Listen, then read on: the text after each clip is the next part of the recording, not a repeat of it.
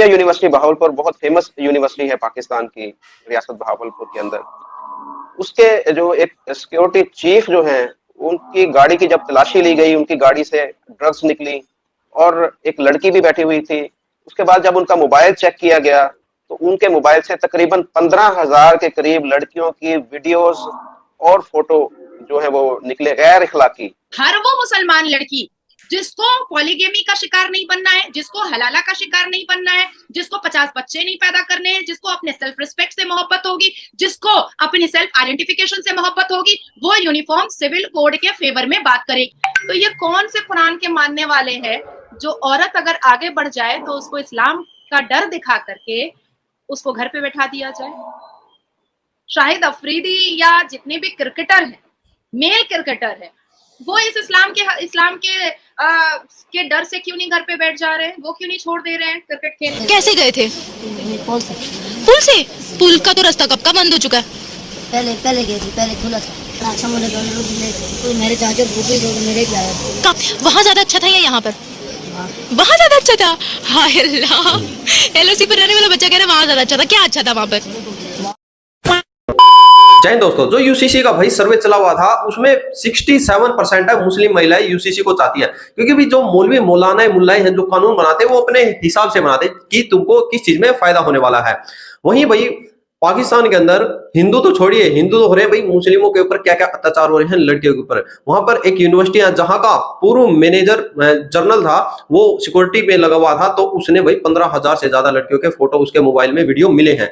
तो वीडियो देखिए, और नाजिया इलाही खान जी हमारी भारत की बेटी, इनकी कैसे बजा रही है, आप लोग क्या कमेंट सेक्शन में जरूर वीडियो सर्व करें। पाकिस्तान क्रिकेट टीम की एक हार्ड हिटर बैट्समैन, जिसको माना जा रहा था कि वो कहते थे कि ये वुमेन के जो है वो शाहिद अफरीदी है, उसने अचानक से रिटायरमेंट का ऐलान कर दिया। आयशा नसीम नाम है उनका, 18 साल उनकी एज है, और उन्होंने कहा कि मैं अपनी जिंदगी क्योंकि इस्लाम के मुताबिक गुजारना चाहती हूँ, इसलिए मैं क्रिकेट को खैरबाद कह रही हूँ और रिटायरमेंट ले रही हूँ। हमें बज़ाहिर यही लगता है कि उनके ऊपर कोई प्रेशर था। आप कैसे देख रही हैं इस खबर को और उनकी रिटायरमेंट को? के हो, मुसलमान मर्दों को ये चीज बर्दाश्त नहीं होती है कि औरत बहुत काबिल हो गई है, औरत बहुत बड़े पद पर चली गई है, मुसलमान औरत बहुत हाई क्वालिफाइड है, मुसलमान औरत की बराबरी मर्दों से की जा रही है।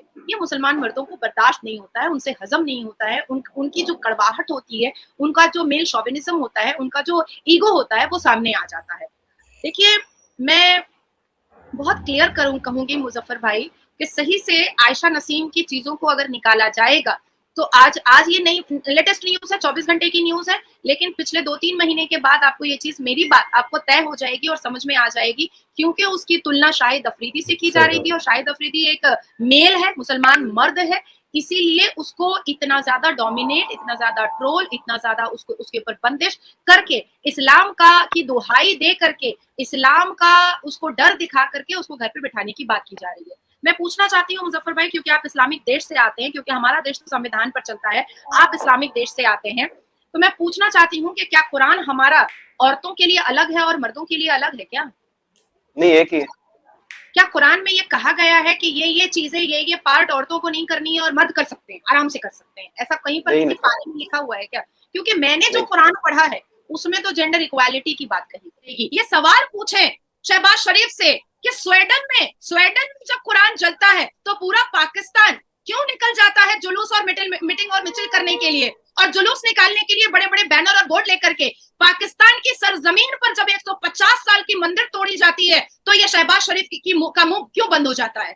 क्यों? मैं नाजिया इलाही खान, मैंने आपके पाकिस्तान के यूट्यूबर के ऊपर केस किया है, एंड विद इन 1 मंथ मैं उसको एक्स्ट्राडिट करके लेकर आऊंगी और कटघरे में खड़ा करूंगी। आज मैंने ओपन चैनल उसको नेशनल न्यूज पर दावा दिया है, मैंने सारे लीगल डॉक्यूमेंट्स भी उसको दिखाए हैं। तो दिस इज कॉल्ड एक्चुअल वकील ऑफ इंडिया। आज नाजिया इलाही खान अगर आपके साथ बैठ करके हिंदुस्तान की तारीफ में बात कर रही है तो कहीं ना कहीं ये बात तो झूठी है ना पाकिस्तान में, कि मुसलमानों को यहाँ डिप्राइव किया जा रहा है। मैंने 1000 बार ये बात कही है कि मैं अल्लाह की मानने वाली हूँ, मैं मुल्ला की मानने वाली नहीं हूँ। शोएब भाई, मैं आपसे वायदा करती हूँ कि जिस भी चैनल पर बैठूंगी मैं उनसे कहूंगी कि आप एक सुर में लाइए और इंसानियत के बारे में बात कीजिए, और उन हिंदुओं की आस्था, उन हिंदुओं का विश्वास, उन हिंदुओं की मोहब्बत जो मंदिरों से जुड़ी है, उसको भी आप श्रद्धा दीजिए, उसको भी आप विश्वास दीजिए। यहाँ पर मैं आपकी बात को सेकंड करूंगा कि एक हवाला मैं हदीस का भी दूंगा जिसमें हमारे प्रॉफेट मोहम्मद सल्लल्लाहु अलैहि वसल्लम ने अपनी बीवी के साथ रेस लगाई, दौड़ लगाई,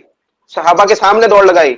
तो ये मुल्ला को वो हदीस नजर नहीं आती कि हमारे नबी ने भी खेल खेला, अपनी बीवी के साथ ओपन खेल खेला, 2 दफा, 1 दफा भी नहीं 2 दफा रेस लगाई।